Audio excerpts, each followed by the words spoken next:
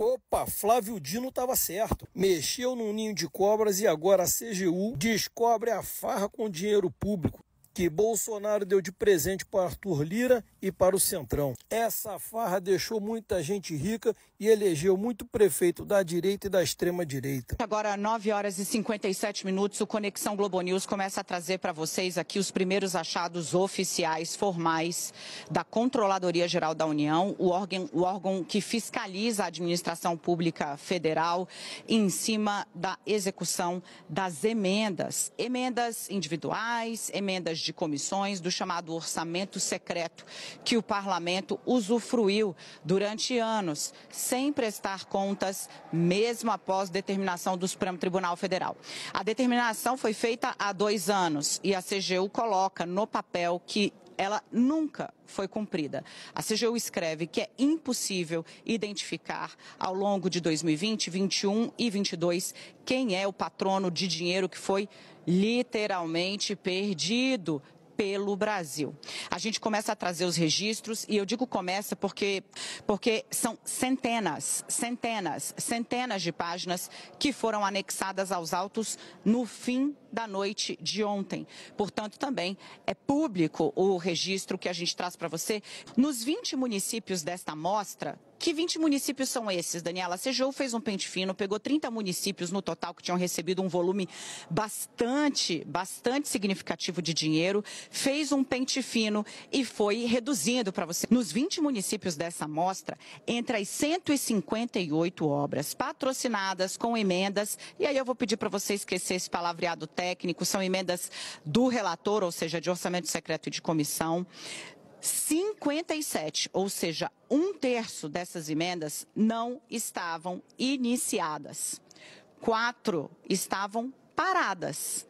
25% em execução e 58 concluídas. Ou seja, o dinheiro foi destinado e 1/3 das obras nem sequer começou. Detalhe, esse dinheiro é naquela base da transferência a mais rápida possível. De novo, isso é uma auditoria oficial feita pela CGU nos dados que são existentes sobre o gasto das emendas secretas. Você vai ver aí a CGU explicando, que entre os 43 instrumentos que tratam de aquisição de equipamentos, móveis, veículos, em 22 haviam sido adquiridos todos os bens.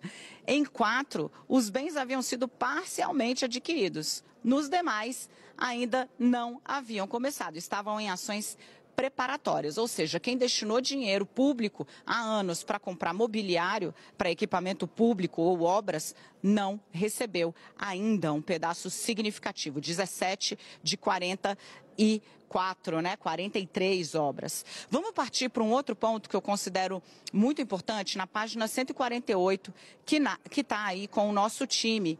E aí, gente, eu peço para vocês prestarem bastante atenção no primeiro parágrafo, porque é uma das nossas maiores deficiências, Leilane, Camila e o Valdo, que eu sei que está aqui em Brasília também e que vai poder falar sobre esse assunto. Na página 148, no primeiro item, você vai ver aí, ó, em relação especificamente à educação básica, das 37 obras objetos de emendas, 29, ou seja, gente, quase 80%, não haviam sido iniciadas.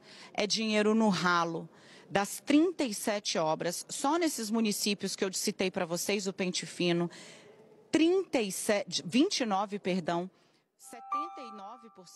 não haviam sido iniciadas. E aí eles demarcam em quais municípios isso aconteceu. Eu vou passar a bola para a gente poder ir fatiando esse material, como eu disse, é extenso, mas queria trazer para vocês uma segunda parte desse escândalo. Tá? Porque sim, é um escândalo. É dinheiro que saiu do nosso bolso e que a gente não sabe onde foi parar e que claramente não foi usado. A CGU anexou nos autos desse processo fotos de obras inexistentes, fotos de canteiros que não estavam prontos, diversos registros de obras que estão absolutamente atrasadas. O termo técnico é: você já recebeu o dinheiro e o cronograma de execução está absolutamente fora do esquadro. Partindo, gente, para o que a gente vai trazer agora a respeito de ONGs, entidades da sociedade civil. A gente viu recentemente um parlamentar cujos aliados queriam abrir uma entidade de sociedade civil exatamente para receber emenda.